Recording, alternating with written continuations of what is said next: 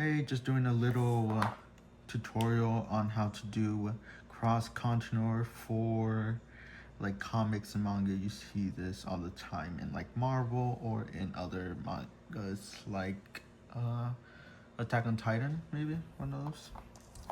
And yeah, a little introduction. This is Juan Padilla, the owner of the artcornerstudio.com. And I'm just here giving a quick tutorial on how to do cross contour for comics and manga for anyone who's interested.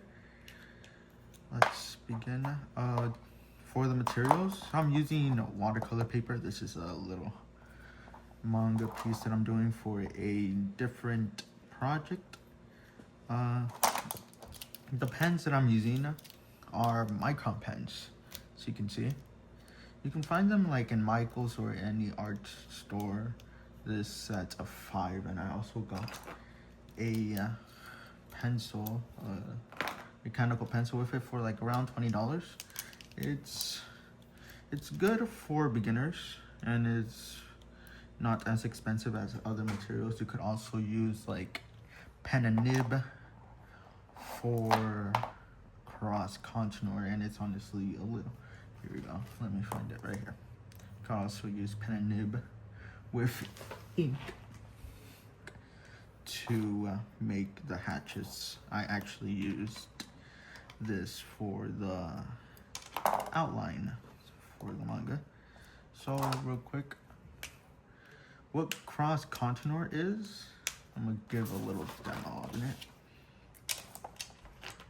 What it is following the contour around, let's say, a shape right here, like a circle, following the lines around it. So you can see this lines right here, and you just cross them, and you're left with a value that has volume in it. So you can see right there. And I'm just gonna show it on how like Marvel and other comics and mangas do it. So right here, I'm gonna do her face. I'm going to start with a 0.005, this one. And I'm just gonna look at the outline of her face. If you see right here, it follows like a pattern.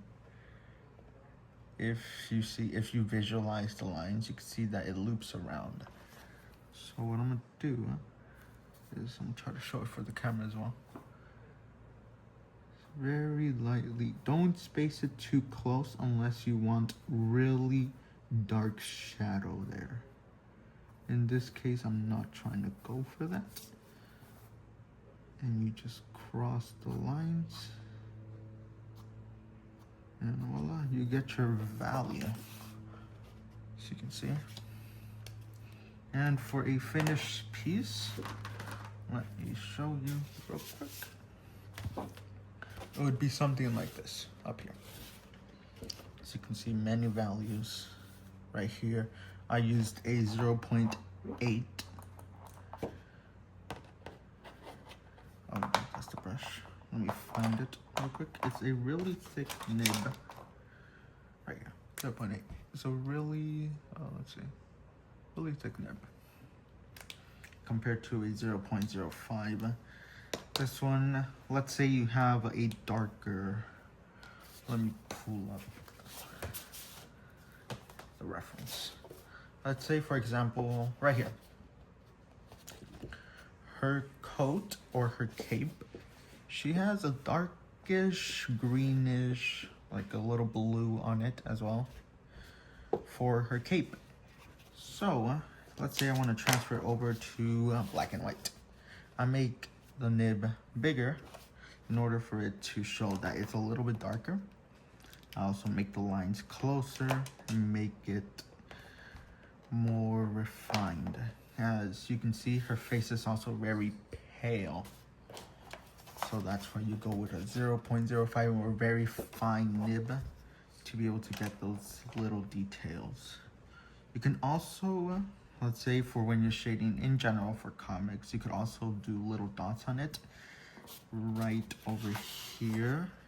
If you can see, there's little dots in his eyes to show value. And yeah, that's pretty much it. I will do a little bit more to show how it goes. I'm gonna do a darker area. Let's see. I'm gonna do her cut.